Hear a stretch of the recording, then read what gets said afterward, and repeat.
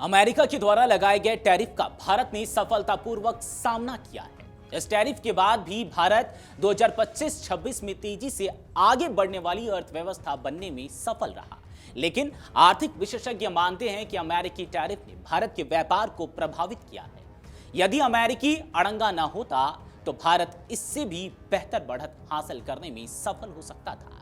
इसी तरह चीन ने भी रेयर अर्थ मेटल की सप्लाई रोककर भारत सहित पूरी दुनिया के सामने संकट खड़ा कर दिया था। लेकिन भारत और यूरोपीय यूनियन के बीच होने जा रहे समझौते से अमेरिका चीन की समस्याओं का दीर्घकालिक समाधान मिल सकता है।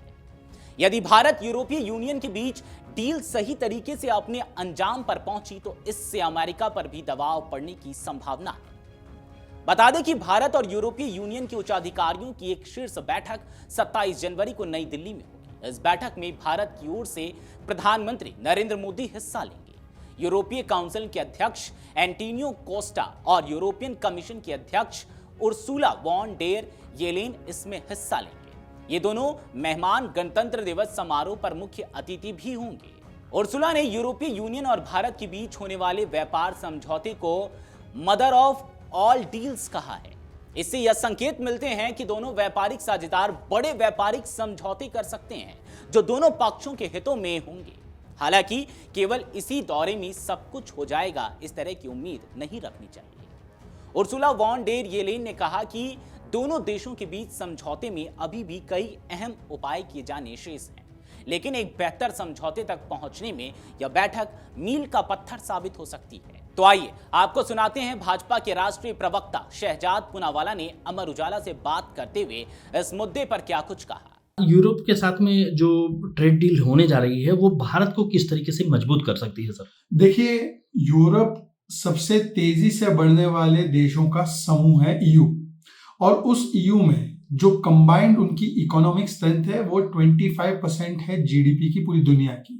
और भारत में जिस प्रकार से एक बहुत बड़ी आबादी है वो भी एक बहुत बड़ा हिस्सा है पूरी दुनिया की आबादी का। जब आर्थिक ताकत और डेमोग्राफिक ताकत और हमारी बढ़ती हुई अर्थव्यवस्था एक साथ मिल जाते हैं तो उसमें दोनों देशों के लिए, दोनों समूहों के लिए एक विन विन सिचुएशन क्रिएट होगी।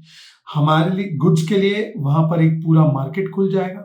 हम अपने एग्रीकल्चरल हितों को किसी भी रूप से कमजोर नहीं करेंगे। हमने अपने मैन्युफैक्चरिंग के लिए, हमने अपने एआई के लिए, हमने अपने सर्विसेज के लिए, हमने अपने प्रोडक्ट्स के लिए एक बहुत बड़ा मार्केट खोल दिया है। और उसी प्रकार से ईयू को भी ये लाभ होगा कि उन्हें भारत का मार्केट भी मिलेगा और भारत की टैलेंट पूल पे भी एक्सेस मिलेगा। और इसीलिए ये फ्री ट्रेड एग्रीमेंट जो होगा, ऐसे तो हमने India Oman free trade agreement किया है, यूके के साथ किया है, अलग अलग देशों के साथ किया है, पर ये मदर ऑफ ऑल डील्स होगी। और मुझे लगता है कि भारत और ईयू की जो दोस्ती है वो कहते हैं ना कि दोस्ती में ही सबसे अच्छी रिश्तेदारी होती है, तो रिश्तेदारी में चलने वाली है। तो आइए अब हम आपको बताते हैं कितना मजबूत है यूरोपीय यूनियन। दरअसल यूरोपीय यूनियन में 27 देश हैं। 2026 में इन सभी देशों की संयुक्त जीडीपी 22.52 ट्रिलियन डॉलर की होने का अनुमान है। इसमें जर्मनी, फ्रांस, इटली और स्पेन का योगदान सबसे अधिक होता है। इस यूनियन से अलग भी भारत के इन सभी देशों से बेहतर व्यापारिक संबंध है। अमेरिका भी भारत के साथ व्यापार समझौते में आगे बढ़ रहा है, लेकिन उसकी डील अभी भी संदेह के घेरे में है, जबकि यूरोपीय यूनियन ने भारत के साथ आगे बढ़ने को लेकर बहुत सकारात्मक प्रतिक्रिया दी है। यह यूनियन अमेरिका के बाद दूसरी सबसे मजबूत अर्थव्यवस्था मानी जाती है। ऐसे में यदि यूरोपीय यूनियन भारत के बीच बड़े समझौते होते हैं तो इससे दोनों पक्षों को अच्छा लाभ होगा। तो आइए अब हम आपको बताते हैं भारत को यूरोपीय यूनियन से क्या मिलने की उम्मीद है। भारत और यूरोपीय यूनियन के बीच 2024-25 में 11.8 लाख करोड़ रुपए का व्यापार हुआ था।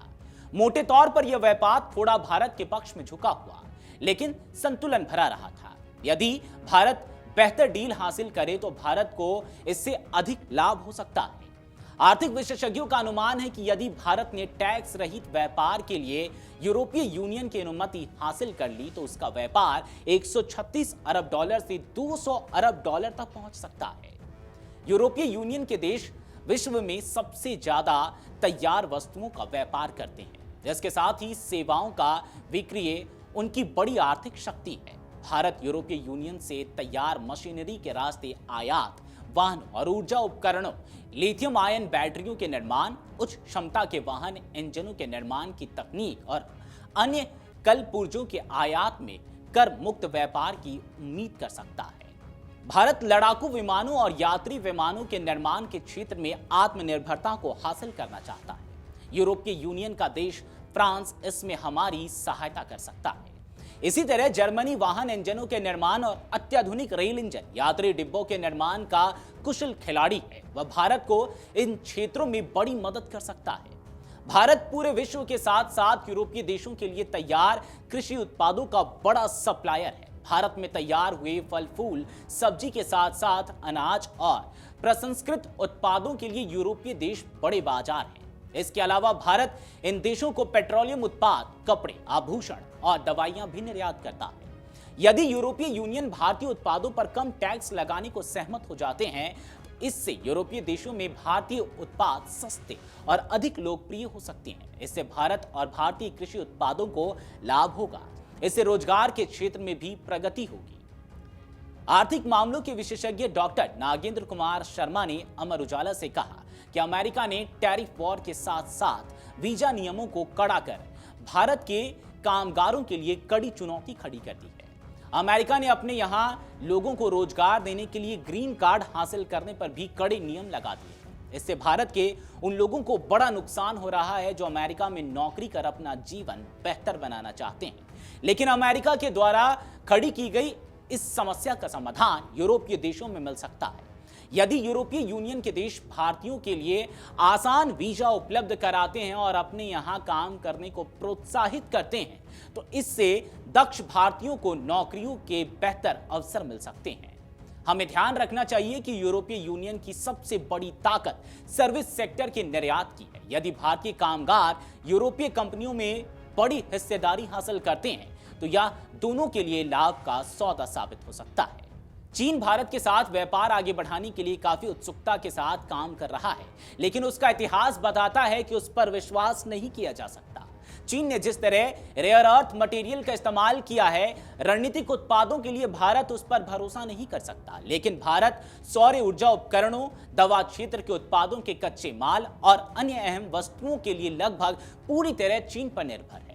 यदि चीन इन वस्तुओं का निर्यात रोक दे तो भारत के सामने गंभीर समस्या खड़ी हो सकती है। लेकिन यूरोपीय यूनियन के देश इन वस्तुओं के उत्पादन में महारत हासिल कर चुके हैं। ऐसे में यदि भारत इन देशों के सौर ऊर्जा उपकरणों, सोलर पैनल के निर्माण में सहयोग प्राप्त कर लेता है तो इससे उसे वैकल्पिक मार्ग मिलने और आत्मनिर्भरता हासिल करने में सहायता मिल सकती है। यदि यूरोपीय यूनियन और भारत में बेहतर समझौता होता है तो इससे अमेरिका पर भी दबाव पड़ेगा। ट्रंप अपने टैरिफ को कम करने और भारत से एक बेहतर समझौते के लिए प्रेरित हो सकते हैं। अमेरिकी राष्ट्रपति ट्रंप ने टैरिफ लगाकर भारत को दबाव में लाकर भारत रूस का तेल व्यापार प्रभावित किया है। इससे दोनों देशों को नुकसान हो रहा है। टैरिफ वॉर के बाद भी भारत ने 2025-26 में बेहतर जीडीपी बढ़त हासिल की है, लेकिन टैरिफ के कारण भारत का कुछ क्षेत्रों में व्यापार प्रभावित हुआ है। यदि भारत को टैरिफ का सामना न करना पड़ता तो उसकी जीडीपी बढ़त और बेहतर हो सकती थी। आर्थिक विशेषज्ञ मानते हैं कि यदि टैरिफ वॉर समाप्त न हुआ तो इसे आने वाले समय में इसके अधिक नुकसानदायक परिणाम देखने को मिल सकते हैं। भारत का इसके सबसे बड़े व्यापारिक साझेदारी अमेरिका को होने वाला व्यापार कई क्षेत्रों में प्रभावित हो सकता है। यूरोपीय यूनियन से समझौते जैसे अहम कदमों से भारत टैरिफ से हुए नुकसान को सीमित करने में सफल साबित हो सकता है।